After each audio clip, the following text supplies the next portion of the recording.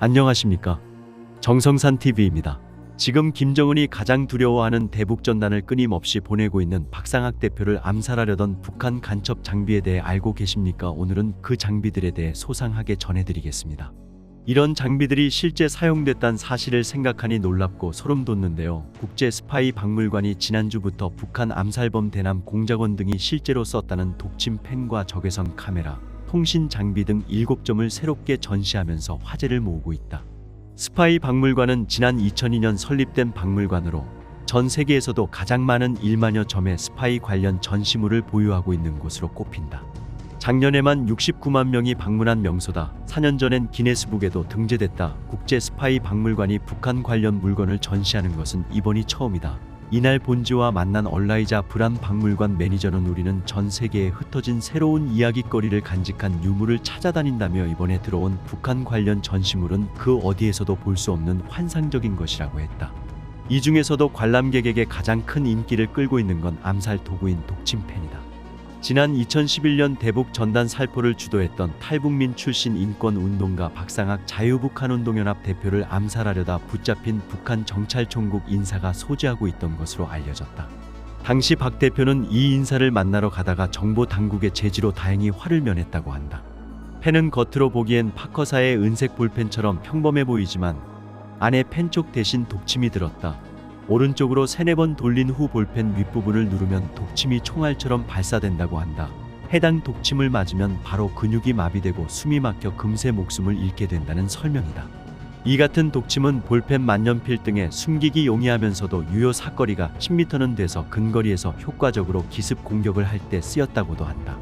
1968년 청와대 무장공비 습격 사건에도 쓰였고 1990년, 1995년 두 차례 난파된 공작원 김동식 씨도 이 독침 펜을 썼던 것으로 알려졌다. 암살범 공작원이 유사시 썼다는 독극물 립스틱도 인기를 끌고 있는 전시물 중 하나다. 검은색 몸통에 든 립스틱으로 독을 머금고 있다. 박물관 측은 보통 $10, 약 14,000원도 하지 않는 립스틱이지만 이 안에 독이 있다면 바르는 사람은 바로 목숨을 뺏긴다면서 암살이 아닌 자살용으로 쓰이는 경우가 많다고 했다. 북한 간첩이 본국과 원거리에서도 효과적으로 소통하는 데 쓰였다는 일본 파나소닉사의 RFB65 단파 라디오, 여기서 송출되는 난수 방송을 해석하는 도구인 코드 테이블도 볼 수 있다. 숫자 86,093 이 암살을 뜻한다고 한다. 비무장지대를 배회하던 북한 군인이 어둠 속에서 의지하던 적외선 카메라, 북한 암살범이 작전 수행 후 본국의 정보를 보고할 때 썼다는 낡은 트랜스미터도 함께 전시됐다. 박물관이 북한 스파이 관련 물건을 전시하게 된 건 작년 7월 박물관 소속 역사가인 앤드루 해먼드 박사가 탈북민 김모 씨를 공개 인터뷰한 것이 계기가 됐다. 김 씨는 북한 정보기관 요원 출신으로 탈북 후 2015년부터 국내의 한 연구소에서 일해왔다. 그의 파란만장한 탈북 여정과 남한 정착 얘기를 들으려 평일 저녁 시간임에도 불구하고 청중 수백 명이 몰려들었다. 이를 본 국제 스파이 박물관 측은 우리 국정원의 협조를 구해 북한 물건들을 사상 최초로 전시하기로 했다.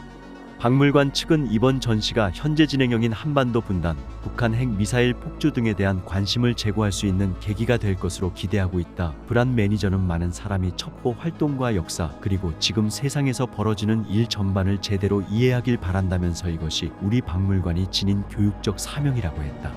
박물관은 전시 안내문을 통해 공산주의 북한은 1950년부터 1953년 한국 전쟁을 일으켜 한반도 통일을 시도했지만 실패했다며 한반도 분단이 남침에서 비롯됐다는 사실도 분명히 알리고 있다. 박물관 측은 또한 북한에 대해선 안내문을 통해 1948년부터 김씨 집안에 의해 통치되고 있는 고립된 권위주의 국가이자 세계에서 가장 억압이 심한 나라라며 당의 노선에서 벗어나거나 정권의 위협이 된다고 판단되면 심한 경우 목숨까지 잃을 수 있다고 했다.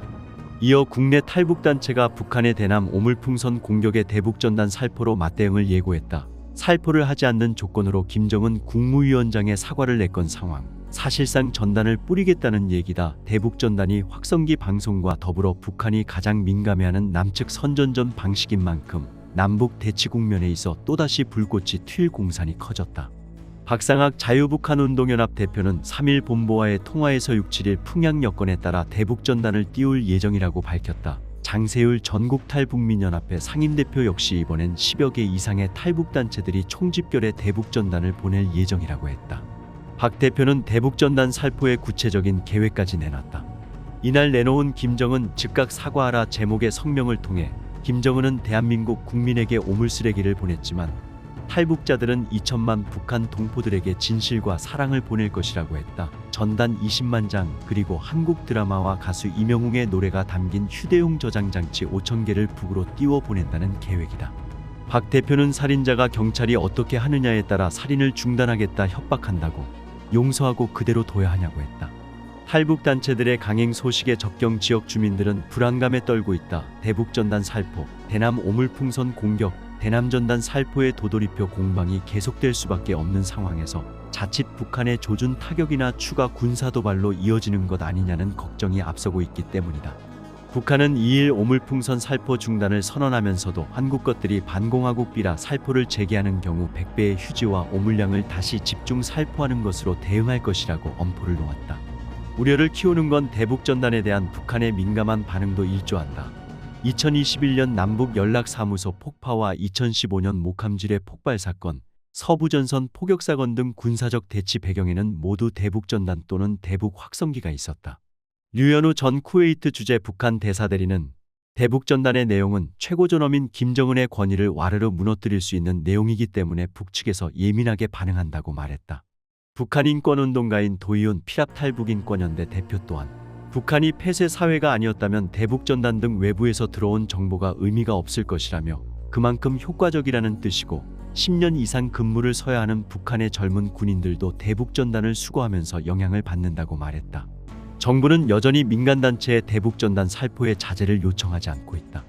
구병삼 통일부 대변인은 이날 정례 브리핑에서 전단 등 살포 문제는 표현의 자유 보장이라는 헌법재판소 결정의 취지를 고려해 접근하고 있다고 했다. 헌법재판소는 지난해 9월 대북전단금지법에 대해 표현의 자유를 지나치게 제한한다며 위헌 결정을 내렸다. 정부는 이에 따라 북한의 무력 도발 등 위급 상황 시 경찰관 직무집행법에 따라 전단 살포를 통제할 뿐 직접적으로 대북전단 살포를 막지 않는다는 입장이다. 정성산TV 좋아요, 구독, 알림은 큰 힘이 됩니다. 후원해주시는 모든 분들께 가열차게 멸공.